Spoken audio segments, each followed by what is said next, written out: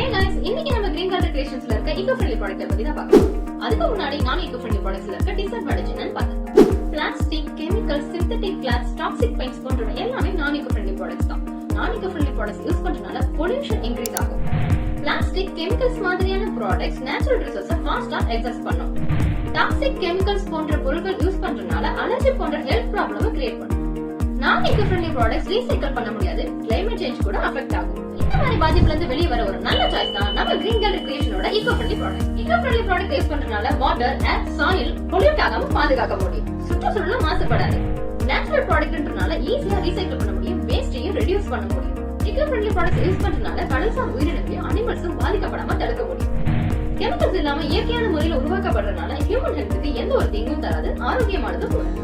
நம்ம eco friendly ப்ராடக்ட்டை use பண்றது மூலமா ஃபியூச்சர் ஜெனரேஷனுக்கு சேஃபான என்விரான்மெண்ட்டை ப்ரொவைட் பண்ண முடியும். இந்த ப்ராடக்ட் யூஸ் பண்றது மூலமா எனர்ஜி அண்ட் வாட்டரை சேவ் பண்ண முடியும். இந்த மாதிரியான கிரீன் சாய்ஸஸ் ஃபியூச்சருக்கும் என்விரான்மெண்ட்டுக்கும் ரொம்பவே முக்கியம். By choosing eco-friendly products, we create a cleaner, greener and more sustainable world.